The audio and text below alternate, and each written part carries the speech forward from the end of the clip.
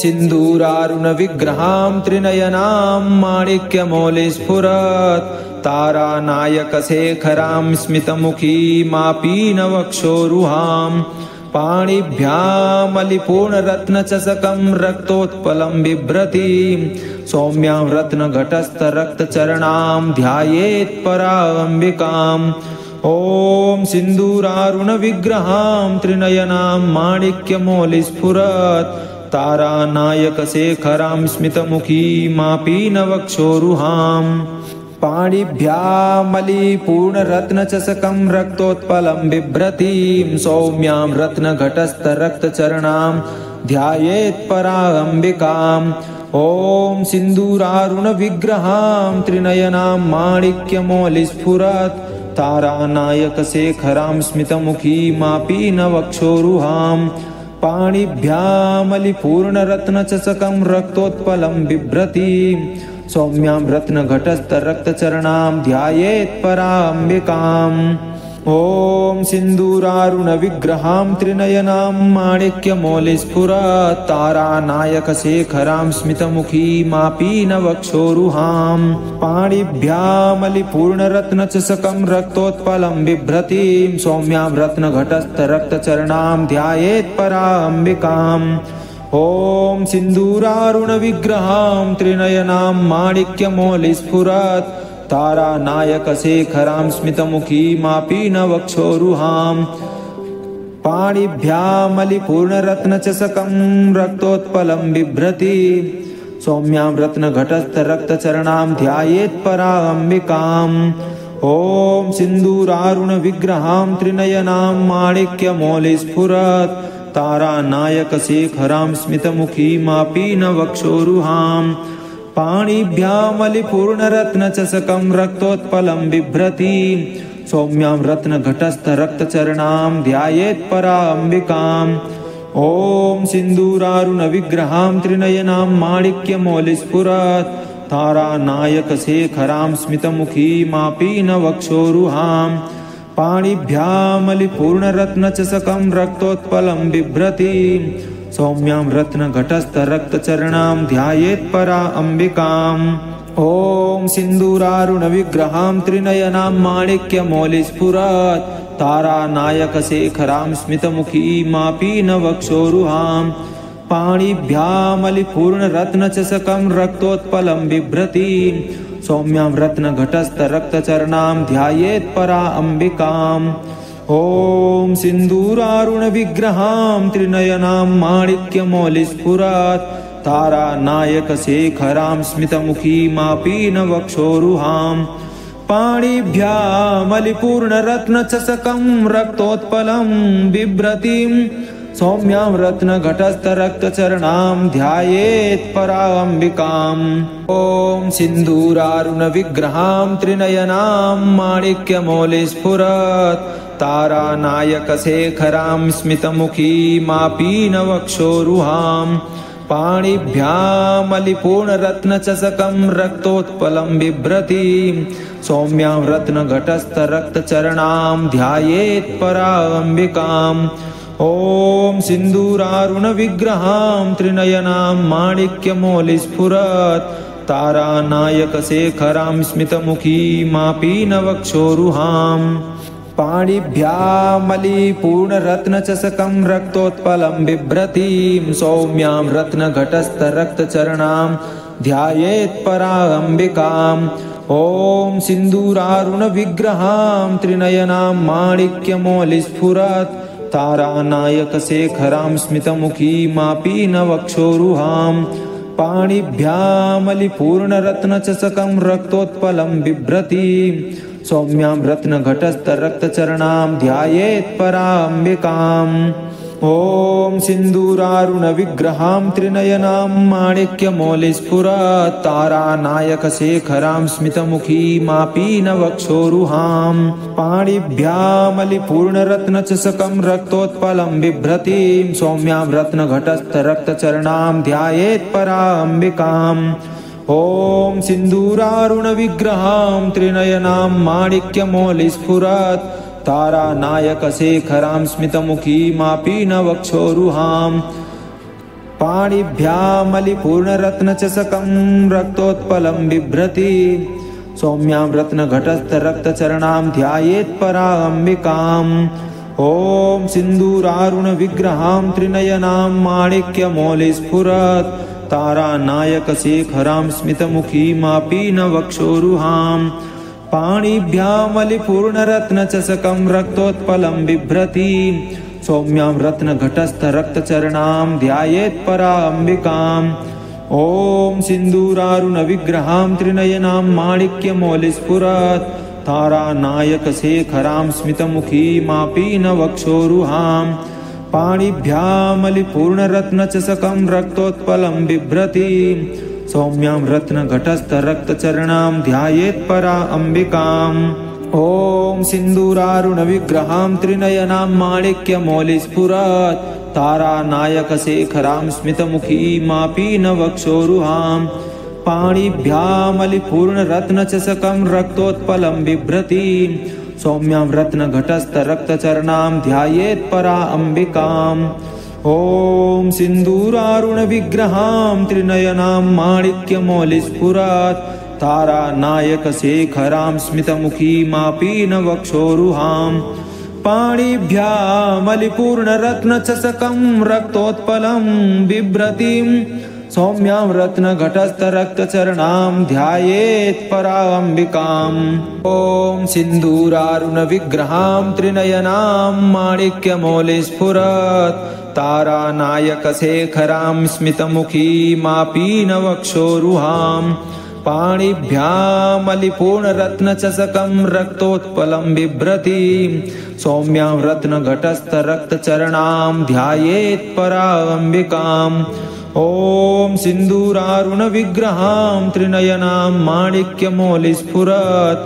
तारानायकशेखरां स्मितमुखीमापि न वक्षोरुहां पाणिभ्यामलिपूर्णरत्नचषकं रक्तोत्पलं बिभ्रति सौम्यां रत्नघटस्थरक्तचरणां ध्यायेत्पराम्बिकाम् ॐ सिन्दूरारुणविग्रहां त्रिनयनां माणिक्यमौलिस्फुरत् तारानायकशेखरां स्मितमुखीमापि न वक्षोरुहां पाणिभ्यामलिपूर्णरत्नचषकं रक्तोत्पलं बिभ्रति सौम्यां रत्नघटस्थरक्तचरणां ध्यायेत्पराम्बिकाम् ॐ सिन्दूरारुणविग्रहां त्रिनयनां माणिक्यमौलिस्फुरत् तारानायकशेखरां स्मितमुखीमापि न वक्षोरुहां पाणिभ्यामलिपूर्णरत्नचषकं रक्तोत्पलं बिभ्रति सौम्यां रत्नघटस्थरक्तचरणां ध्यायेत्पराम्बिकाम्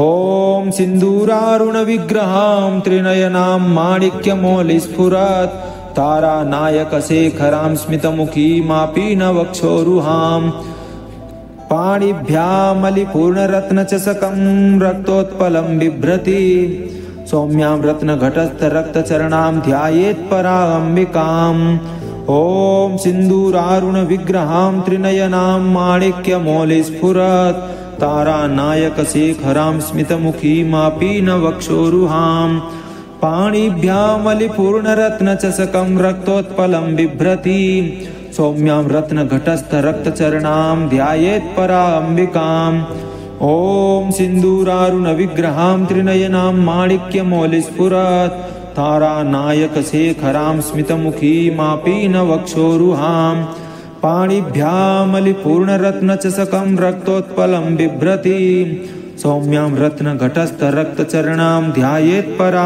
अम्बिकाम् ॐ सिन्दूरारुणविग्रहां त्रिनयनां माणिक्यमौलिस्फुरत् तारानायकशेखरां स्मितमुखीमापि न वक्षोरुहां पाणिभ्यामलिपूर्णरत्नचषकं रक्तोत्पलं बिभ्रति सौम्यां रत्नघटस्थरक्तचरणां ध्यायेत्परा अम्बिकाम् ॐ सिन्दूरारुणविग्रहां त्रिनयनां माणिक्यमौलिस्फुरत् तारानायकशेखरां स्मितमुखीमापि न वक्षोरुहां पाणिभ्यामलिपूर्णरत्नचषकं रक्तोत्पलं बिभ्रति सौम्यां रत्नघटस्थरक्तचरणां ध्यायेत् पराम्बिकाम्। ॐ सिन्दूरारुणविग्रहां त्रिनयनां माणिक्यमौलिस्फुरत् तारानायकशेखरां स्मितमुखीमापीनवक्षोरुहां पाणिभ्यामलिपूर्णरत्नचषकं रक्तोत्पलं बिभ्रतीं सौम्यां रत्नघटस्थरक्तचरणां ध्यायेत् पराम्बिकाम्। ॐ सिन्दूरारुणविग्रहां त्रिनयनां माणिक्यमौलिस्फुरत् तारानायकशेखरां स्मितमुखीमापीनवक्षोरुहां पाणिभ्यामलिपूर्णरत्नचषकं रक्तोत्पलं बिभ्रतीं सौम्यां रत्नघटस्थरक्तचरणां ध्यायेत् पराम्बिकाम्। ॐ सिन्दूरारुणविग्रहां त्रिनयनां माणिक्यमौलिस्फुरत् तारानायकशेखरां स्मितमुखीमापीनवक्षोरुहां पाणिभ्यामलिपूर्णरत्नचषकं रक्तोत्पलं बिभ्रतीं सौम्यां रत्नघटस्थरक्तचरणां ध्यायेत् पराम्बिकाम्। ॐ सिन्दूरारुणविग्रहां त्रिनयनां माणिक्यमौलिस्फुरत् तारानायकशेखरां स्मितमुखीमापीनवक्षोरुहां पाणिभ्यामलिपूर्णरत्नचषकं रक्तोत्पलं बिभ्रतीं सौम्यां रत्नघटस्थरक्तचरणां ध्यायेत् पराम्बिकाम्। ॐ सिन्दूरारुणविग्रहां त्रिनयनां माणिक्यमौलिस्फुरत् तारानायकशेखरां स्मितमुखीमापीनवक्षोरुहां पाणिभ्यामलिपूर्णरत्नचषकं रक्तोत्पलं बिभ्रतीं सौम्यां रत्नघटस्थरक्तचरणां ध्यायेत् पराम्बिकाम्। ॐ सिन्दूरारुणविग्रहां त्रिनयनां माणिक्यमौलिस्फुरत् तारानायकशेखरां स्मितमुखीमापीनवक्षोरुहां पाणिभ्यामलिपूर्णरत्नचषकं रक्तोत्पलं बिभ्रतीं सौम्यां रत्नघटस्थरक्तचरणां ध्यायेत् पराम्बिकाम्। ॐ सिन्दूरारुणविग्रहां त्रिनयनां माणिक्यमौलिस्फुरत् तारानायकशेखरां स्मितमुखीमापीनवक्षोरुहां पाणिभ्यामलिपूर्णरत्नचषकं रक्तोत्पलं बिभ्रतीं सौम्यां रत्नघटस्थरक्तचरणां ध्यायेत् पराम्बिकाम्। ॐ सिन्दूरारुणविग्रहां त्रिनयनां माणिक्यमौलिस्फुरत् तारानायकशेखरां स्मितमुखीमापीनवक्षोरुहां पाणिभ्यामलिपूर्णरत्नचषकं रक्तोत्पलं बिभ्रतीं सौम्यां रत्नघटस्थरक्तचरणां ध्यायेत् पराम्बिकाम्। ॐ सिन्दूरारुणविग्रहां त्रिनयनां माणिक्यमौलिस्फुरत् तारानायकशेखरां स्मितमुखीमापीनवक्षोरुहां पाणिभ्यामलिपूर्णरत्नचषकं रक्तोत्पलं बिभ्रतीं सौम्यां रत्नघटस्थरक्तचरणां ध्यायेत् पराम्बिकाम्। ॐ सिन्दूरारुणविग्रहां त्रिनयनां माणिक्यमौलिस्फुरत् तारानायकशेखरां स्मितमुखीमापीनवक्षोरुहां पाणिभ्यामलिपूर्णरत्नचषकं रक्तोत्पलं बिभ्रतीं सौम्यां रत्नघटस्थरक्तचरणां ध्यायेत् पराम्बिकाम्। ॐ सिन्दूरारुणविग्रहां त्रिनयनां माणिक्यमौलिस्फुरत् तारानायकशेखरां स्मितमुखीमापीनवक्षोरुहां पाणिभ्यामलिपूर्णरत्नचषकं रक्तोत्पलं बिभ्रतीं सौम्यां रत्नघटस्थरक्तचरणां ध्यायेत् पराम्बिकाम्। ॐ सिन्दूरारुणविग्रहां त्रिनयनां माणिक्यमौलिस्फुरत् तारानायकशेखरां स्मितमुखीमापीनवक्षोरुहां पाणिभ्यामलिपूर्णरत्नचषकं रक्तोत्पलं बिभ्रतीं सौम्यां रत्नघटस्थरक्तचरणां ध्यायेत् पराम्बिकाम्। ॐ सिन्दूरारुणविग्रहां त्रिनयनां माणिक्यमौलिस्फुरत् तारानायकशेखरां स्मितमुखीमापीनवक्षोरुहां पाणिभ्यामलिपूर्णरत्नचषकं रक्तोत्पलं बिभ्रतीं सौम्यां रत्नघटस्थरक्तचरणां ध्यायेत् पराम्बिकाम्। ॐ सिन्दूरारुणविग्रहां त्रिनयनां माणिक्यमौलिस्फुरत् तारानायकशेखरां स्मितमुखीमापि नवक्षोरुहां पाणिभ्यामलिपूर्णरत्नचषकं रक्तोत्पलं बिभ्रति सौम्यां रत्नघटस्थरक्तचरणां ध्यायेत् पराम्बिकाम् ॐ सिन्दूरारुणविग्रहां त्रिनयनां माणिक्यमौलिस्फुरत् तारानायकशेखरां स्मितमुखीमापि नवक्षोरुहां पाणिभ्यामलिपूर्णरत्नचषकं रक्तोत्पलं बिभ्रति सौम्यां रत्नघटस्थरक्तचरणां ध्यायेत् पराम्बिकाम् ॐ सिन्दूरारुणविग्रहां त्रिनयनां माणिक्यमौलिस्फुरत् तारानायकशेखरां स्मितमुखीमापि नवक्षोरुहां पाणिभ्यामलिपूर्णरत्नचषकं रक्तोत्पलं बिभ्रति सौम्यां रत्नघटस्थरक्तचरणां ध्यायेत् पराम्बिकाम् ॐ सिन्दूरारुणविग्रहां त्रिनयनां माणिक्यमौलिस्फुरत् तारानायकशेखरां स्मितमुखीमापि नवक्षोरुहां पाणिभ्यामलिपूर्णरत्नचषकं रक्तोत्पलं बिभ्रति सौम्यां रत्नघटस्थरक्तचरणां ध्यायेत् पराम्बिकाम् ॐ सिन्दूरारुणविग्रहां त्रिनयनां माणिक्यमौलिस्फुरत् तारानायकशेखरां स्मितमुखीमापि नवक्षोरुहां पाणिभ्यामलिपूर्णरत्नचषकं रक्तोत्पलं बिभ्रतिं सौम्यां रत्नघटस्थरक्तचरणां ध्यायेत् पराम्बिकाम् ॐ सिन्दूरारुणविग्रहां त्रिनयनां माणिक्यमौलिस्फुरत् तारानायकशेखरां स्मितमुखीमापि नवक्षोरुहां पाणिभ्यामलिपूर्णरत्नचषकं रक्तोत्पलं बिभ्रति सौम्यां रत्नघटस्थरक्तचरणां ध्यायेत् पराम्बिकाम् ॐ सिन्दूरारुणविग्रहां त्रिनयनां माणिक्यमौलिस्फुरत् तारानायकशेखरां स्मितमुखीमापि नवक्षोरुहां पाणिभ्यामलिपूर्णरत्नचषकं रक्तोत्पलं बिभ्रति सौम्यां रत्नघटस्थरक्तचरणां ध्यायेत् पराम्बिकाम् ॐ सिन्दूरारुणविग्रहां त्रिनयनां माणिक्यमौलिस्फुरत् तारानायकशेखरां स्मितमुखीमापि नवक्षोरुहां पाणिभ्यामलिपूर्णरत्नचषकं रक्तोत्पलं बिभ्रति सौम्यां रत्नघटस्थरक्तचरणां ध्यायेत् पराम्बिकाम् ॐ सिन्दूरारुणविग्रहां त्रिनयनां माणिक्यमौलिस्फुरत् तारानायकशेखरां स्मितमुखीमापि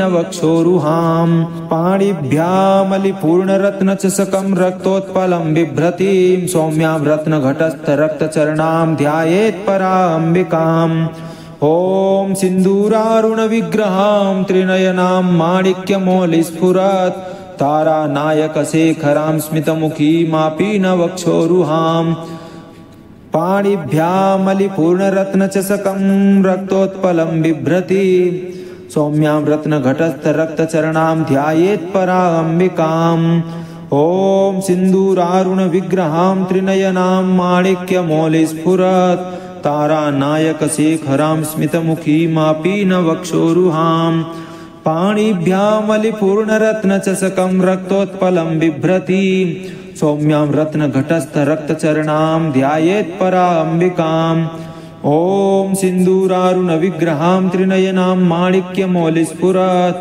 तारानायकशेखरां स्मितमुखीमापि नवक्षोरुहां पाणिभ्यामलिपूर्णरत्नचषकं रक्तोत्पलं बिभ्रति सौम्यां रत्नघटस्थरक्तचरणां ध्यायेत् पराम्बिकाम् ॐ सिन्दूरारुणविग्रहां त्रिनयनां माणिक्यमौलिस्फुरत् तारानायकशेखरां स्मितमुखीमापि नवक्षोरुहां पाणिभ्यामलिपूर्णरत्नचषकं रक्तोत्पलं बिभ्रति सौम्यां रत्नघटस्थरक्तचरणां ध्यायेत् पराम्बिकाम् ॐ सिन्दूरारुणविग्रहां त्रिनयनां माणिक्यमौलिस्फुरत् तारानायकशेखरां स्मितमुखीमापि नवक्षोरुहां पाणिभ्यामलिपूर्णरत्नचषकं रक्तोत्पलं बिभ्रति सौम्यां रत्नघटस्थरक्तचरणां ध्यायेत् पराम्बिकाम्।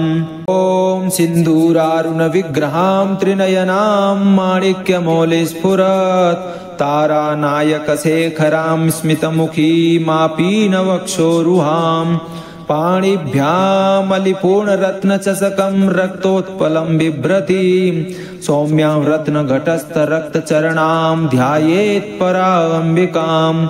ॐ सिन्दूरारुणविग्रहां त्रिनयनां माणिक्यमौलिस्फुरत् तारानायकशेखरां स्मितमुखीमापीनवक्षोरुहां पाणिभ्यामलिपूर्णरत्नचषकं रक्तोत्पलं बिभ्रतीं सौम्यां रत्नघटस्थरक्तचरणां ध्यायेत् पराम्बिकाम्। ॐ सिन्दूरारुणविग्रहां त्रिनयनां माणिक्यमौलिस्फुरत् तारानायकशेखरां स्मितमुखीमापीनवक्षोरुहां पाणिभ्यामलिपूर्णरत्नचषकं रक्तोत्पलं बिभ्रतीं सौम्यां रत्नघटस्थरक्तचरणां ध्यायेत् पराम्बिकाम्।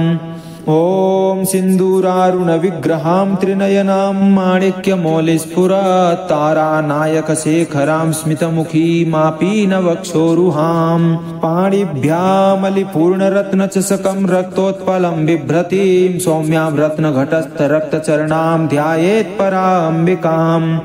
ॐ सिन्दूरारुणविग्रहां त्रिनयनां माणिक्यमौलिस्फुरत् तारानायकशेखरां स्मितमुखीमापीनवक्षोरुहां पाणिभ्यामलिपूर्णरत्नचषकं रक्तोत्पलं बिभ्रतीं सौम्यां रत्नघटस्थरक्तचरणां ध्यायेत् पराम्बिकाम्। ॐ सिन्दूरारुणविग्रहां त्रिनयनां माणिक्यमौलिस्फुरत् तारानायकशेखरां स्मितमुखीमापीनवक्षोरुहां पाणिभ्यामलिपूर्णरत्नचषकं रक्तोत्पलं बिभ्रतीं सौम्यां रत्नघटस्थरक्तचरणां ध्यायेत् पराम्बिकाम्। ॐ सिन्दूरारुणविग्रहां त्रिनयनां माणिक्यमौलिस्फुरत् तारानायकशेखरां स्मितमुखीमापीनवक्षोरुहां पाणिभ्यामलिपूर्णरत्नचषकं रक्तोत्पलं बिभ्रतीं सौम्यां रत्नघटस्थरक्तचरणां ध्यायेत् पराम्बिकाम्। ॐ सिन्दूरारुणविग्रहां त्रिनयनां माणिक्यमौलिस्फुरत् तारानायकशेखरां स्मितमुखीमापीनवक्षोरुहां पाणिभ्यामलिपूर्णरत्नचषकं रक्तोत्पलं बिभ्रतीं सौम्यां रत्नघटस्थरक्तचरणां ध्यायेत् पराम्बिकाम्। ॐ सिन्दूरारुणविग्रहां त्रिनयनां माणिक्यमौलिस्फुरत् तारानायकशेखरां स्मितमुखीमापीनवक्षोरुहां पाणिभ्यामलिपूर्णरत्नचषकं रक्तोत्पलं बिभ्रतीं सौम्यां रत्नघटस्थरक्तचरणां ध्यायेत् पराम्बिकाम्। ॐ सिन्दूरारुणविग्रहां त्रिनयनां माणिक्यमौलिस्फुरत् तारानायकशेखरां स्मितमुखीमापीनवक्षोरुहां पाणिभ्यामलिपूर्णरत्नचषकं रक्तोत्पलं बिभ्रतीं सौम्यां रत्नघटस्थरक्तचरणां ध्यायेत् पराम्बिकाम्।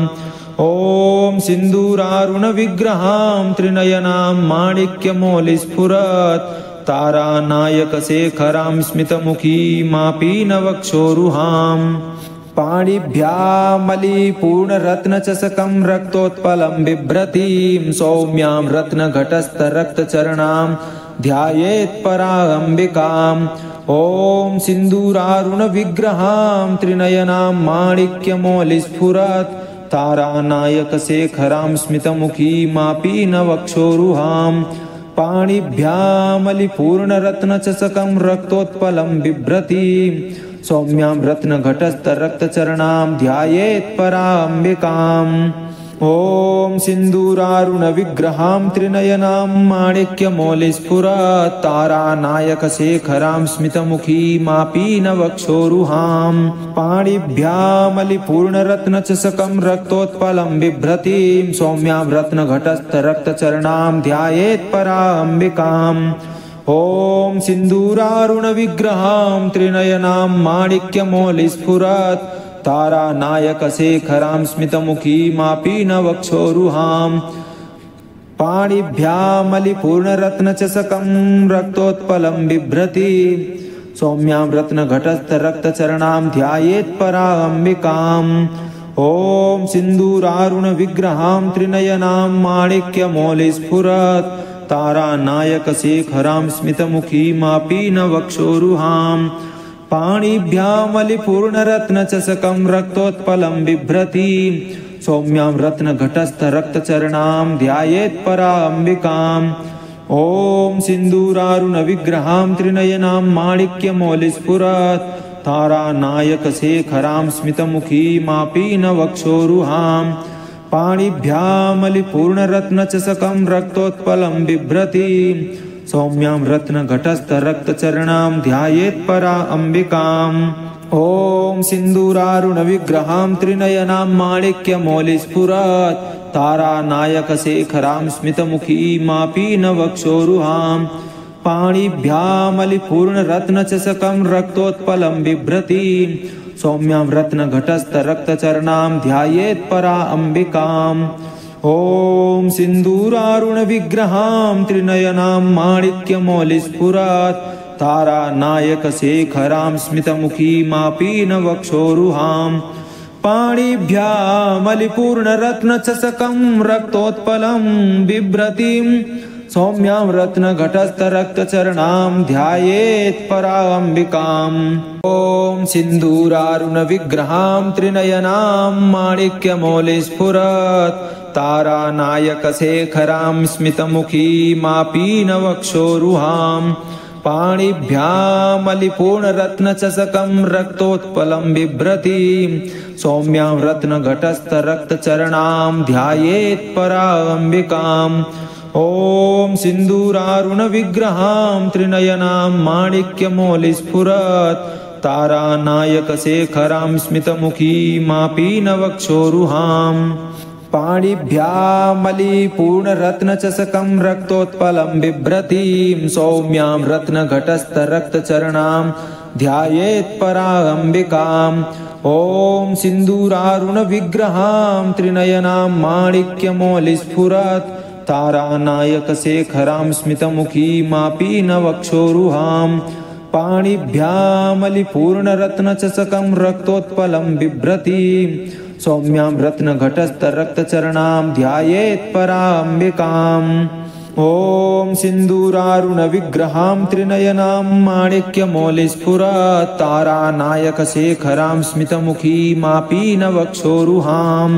पाणिभ्यामलिपूर्णरत्नचषकं रक्तोत्पलं बिभ्रतिं सौम्यां रत्नघटस्थरक्तचरणां ध्यायेत् पराम्बिकाम् ॐ सिन्दूरारुणविग्रहां त्रिनयनां माणिक्यमौलिस्फुरत् तारानायकशेखरां स्मितमुखीमापि न वक्षोरुहाम् पाणिभ्यामलिपूर्णरत्नचषकं रक्तोत्पलं बिभ्रति सौम्यां रत्नघटस्थरक्तचरणां ध्यायेत् पराम्बिकाम् ॐ सिन्दूरारुणविग्रहां त्रिनयनां माणिक्यमौलिस्फुरत् तारानायकशेखरां स्मितमुखीमापि न वक्षोरुहाम् पाणिभ्यामलिपूर्णरत्नचषकं रक्तोत्पलं बिभ्रति सौम्यां रत्नघटस्थरक्तचरणां ध्यायेत् पराम्बिकाम् ॐ सिन्दूरारुणविग्रहां त्रिनयनां माणिक्यमौलिस्फुरत् तारानायकशेखरां स्मितमुखीमापि न वक्षोरुहाम् पाणिभ्यामलिपूर्णरत्नचषकं रक्तोत्पलं बिभ्रति सौम्यां रत्नघटस्थरक्तचरणां ध्यायेत् पराम्बिकाम् ॐ सिन्दूरारुणविग्रहां त्रिनयनां माणिक्यमौलिस्फुरत् तारानायकशेखरां स्मितमुखीमापि न वक्षोरुहाम् पाणिभ्यामलिपूर्णरत्नचषकं रक्तोत्पलं बिभ्रति सौम्यां रत्नघटस्थरक्तचरणां ध्यायेत् पराम्बिकाम् ॐ सिन्दूरारुणविग्रहां त्रिनयनां माणिक्यमौलिस्फुरत् तारानायकशेखरां स्मितमुखीमापि न वक्षोरुहाम् पाणिभ्यामलिपूर्णरत्नचषकं रक्तोत्पलं बिभ्रतिं सौम्यां रत्नघटस्थरक्तचरणां ध्यायेत् पराम्बिकाम्। ॐ सिन्दूरारुणविग्रहां त्रिनयनां माणिक्यमौलिस्फुरत् तारानायकशेखरां स्मितमुखीमापीनवक्षोरुहां पाणिभ्यामलिपूर्णरत्नचषकं रक्तोत्पलं बिभ्रतीं सौम्यां रत्नघटस्थरक्तचरणां ध्यायेत् पराम्बिकाम्। ॐ सिन्दूरारुणविग्रहां त्रिनयनां माणिक्यमौलिस्फुरत् तारानायकशेखरां स्मितमुखीमापीनवक्षोरुहां पाणिभ्यामलिपूर्णरत्नचषकं रक्तोत्पलं बिभ्रतीं सौम्यां रत्नघटस्थरक्तचरणां ध्यायेत् पराम्बिकाम्। ॐ सिन्दूरारुणविग्रहां त्रिनयनां माणिक्यमौलिस्फुरत् तारानायकशेखरां स्मितमुखीमापीनवक्षोरुहां पाणिभ्यामलिपूर्णरत्नचषकं रक्तोत्पलं बिभ्रतीं सौम्यां रत्नघटस्थरक्तचरणां ध्यायेत् पराम्बिकाम्। ॐ सिन्दूरारुणविग्रहां त्रिनयनां माणिक्यमौलिस्फुरत् तारानायकशेखरां स्मितमुखीमापीनवक्षोरुहां पाणिभ्यामलिपूर्णरत्नचषकं रक्तोत्पलं बिभ्रतीं सौम्यां रत्नघटस्थरक्तचरणां ध्यायेत् पराम्बिकाम्। ॐ सिन्दूरारुणविग्रहां त्रिनयनां माणिक्यमौलिस्फुरत् तारानायकशेखरां स्मितमुखीमापीनवक्षोरुहां पाणिभ्यामलिपूर्णरत्नचषकं रक्तोत्पलं बिभ्रतीं सौम्यां रत्नघटस्थरक्तचरणां ध्यायेत् पराम्बिकाम्। ॐ सिन्दूरारुणविग्रहां त्रिनयनां माणिक्यमौलिस्फुरत् तारानायकशेखरां स्मितमुखीमापीनवक्षोरुहां पाणिभ्यामलिपूर्णरत्नचषकं रक्तोत्पलं बिभ्रतीं सौम्यां रत्नघटस्थरक्तचरणां ध्यायेत् पराम्बिकाम्। ॐ सिन्दूरारुणविग्रहां त्रिनयनां माणिक्यमौलिस्फुरत् तारानायकशेखरां स्मितमुखीमापीनवक्षोरुहां पाणिभ्यामलिपूर्णरत्नचषकं रक्तोत्पलं बिभ्रतीं सौम्यां रत्नघटस्थरक्तचरणां ध्यायेत् पराम्बिकाम्। ॐ सिन्दूरारुणविग्रहां त्रिनयनां माणिक्यमौलिस्फुरत् तारानायकशेखरां स्मितमुखीमापीनवक्षोरुहां पाणिभ्यामलिपूर्णरत्नचषकं रक्तोत्पलं बिभ्रतीं सौम्यां रत्नघटस्थरक्तचरणां ध्यायेत् पराम्बिकाम्। ॐ सिन्दूरारुणविग्रहां त्रिनयनां माणिक्यमौलिस्फुरत् तारानायकशेखरां स्मितमुखीमापीनवक्षोरुहां पाणिभ्यामलिपूर्णरत्नचषकं रक्तोत्पलं बिभ्रतीं सौम्यां रत्नघटस्थरक्तचरणां ध्यायेत् पराम्बिकाम्। ॐ सिन्दूरारुणविग्रहां त्रिनयनां माणिक्यमौलिस्फुरत् तारानायकशेखरां स्मितमुखीमापीनवक्षोरुहां पाणिभ्यामलिपूर्णरत्नचषकं रक्तोत्पलं बिभ्रतीं सौम्यां रत्नघटस्थरक्तचरणां ध्यायेत् पराम्बिकाम्।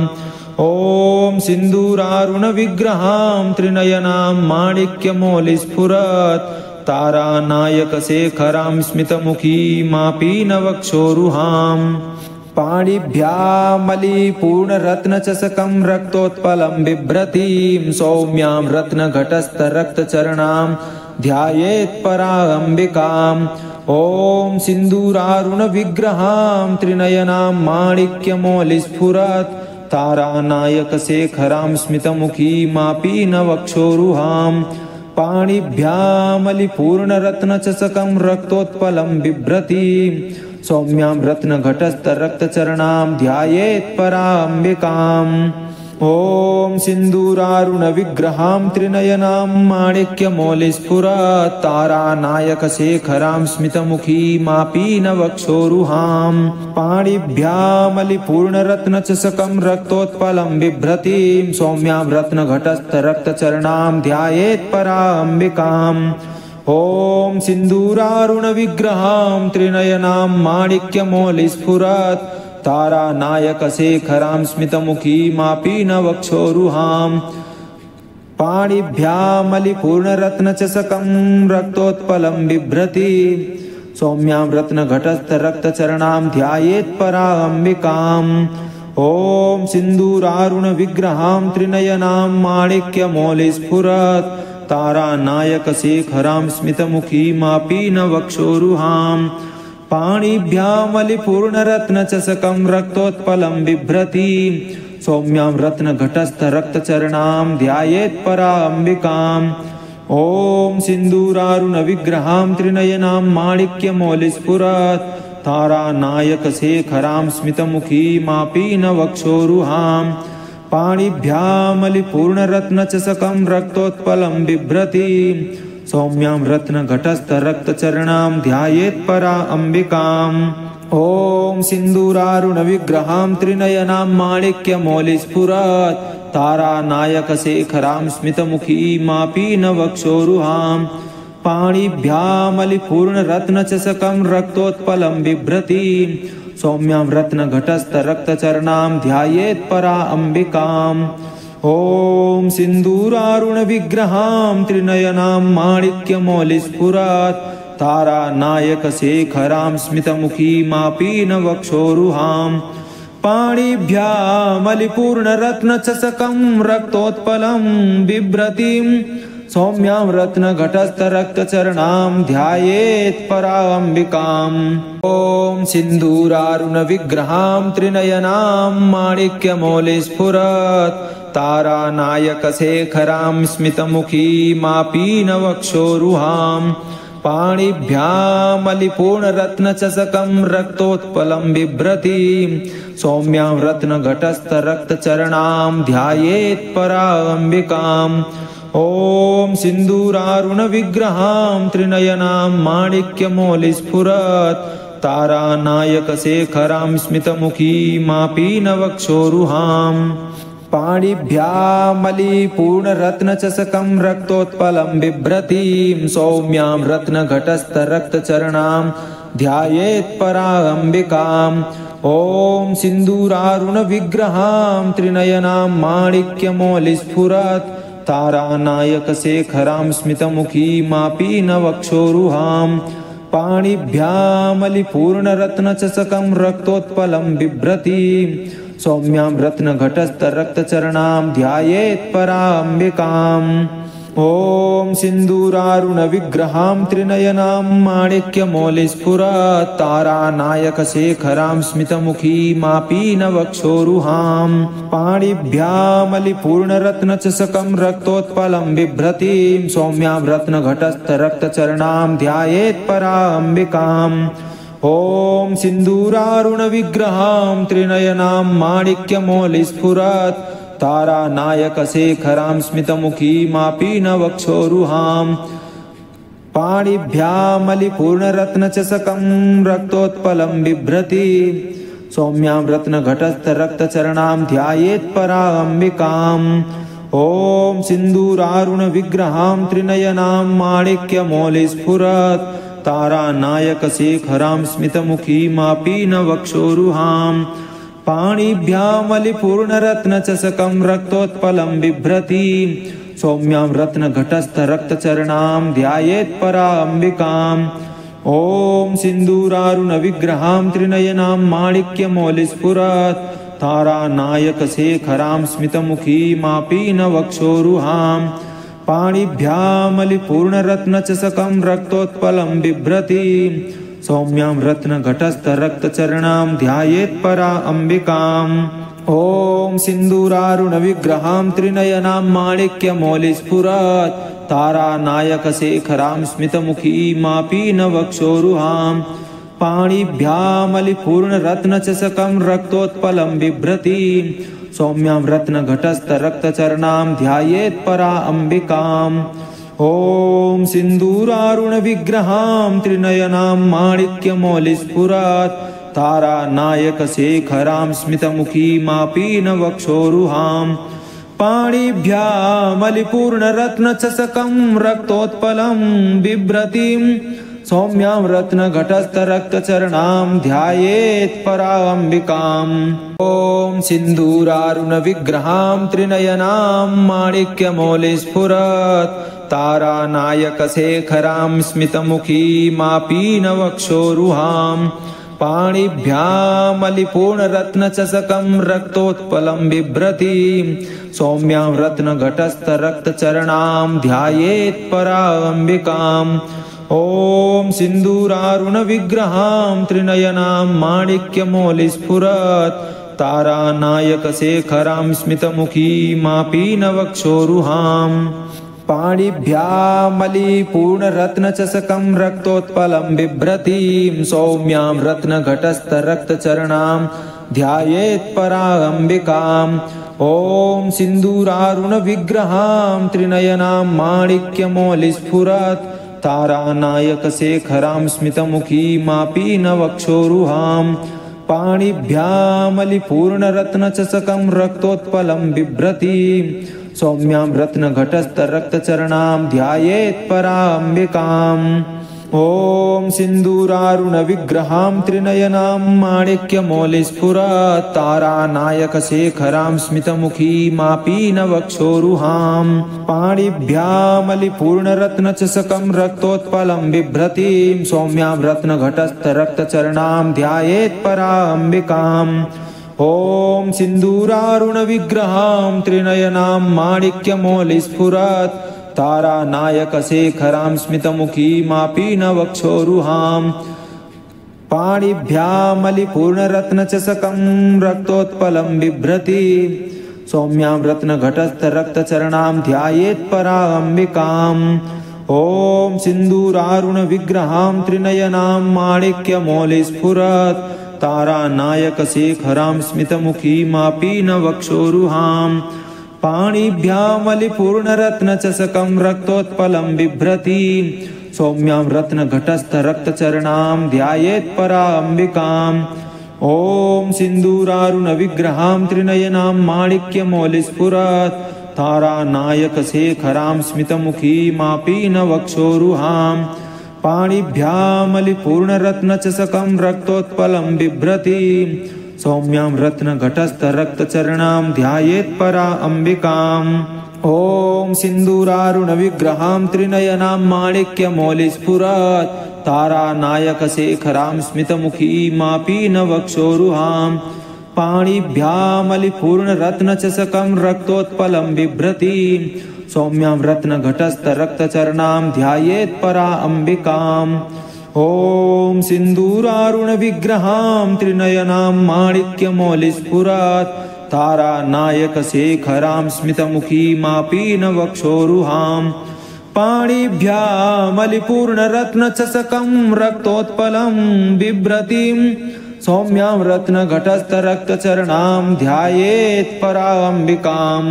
ॐ सिन्दूरारुणविग्रहां त्रिनयनां माणिक्यमौलिस्फुरत् तारानायकशेखरां स्मितमुखीमापीनवक्षोरुहां पाणिभ्यामलिपूर्णरत्नचषकं रक्तोत्पलं बिभ्रतीं सौम्यां रत्नघटस्थरक्तचरणां ध्यायेत् पराम्बिकाम्। ॐ सिन्दूरारुणविग्रहां त्रिनयनां माणिक्यमौलिस्फुरत् तारानायकशेखरां स्मितमुखीमापीनवक्षोरुहां पाणिभ्यामलिपूर्णरत्नचषकं रक्तोत्पलं बिभ्रतीं सौम्यां रत्नघटस्थरक्तचरणां ध्यायेत् पराम्बिकाम्। ॐ सिन्दूरारुणविग्रहां त्रिनयनां माणिक्यमौलिस्फुरत् तारानायकशेखरां स्मितमुखीमापीनवक्षोरुहां पाणिभ्यामलिपूर्णरत्नचषकं रक्तोत्पलं बिभ्रतीं सौम्यां रत्नघटस्थरक्तचरणां ध्यायेत् पराम्बिकाम्। ॐ सिन्दूरारुणविग्रहां त्रिनयनां माणिक्यमौलिस्फुरत् तारानायकशेखरां स्मितमुखीमापीनवक्षोरुहां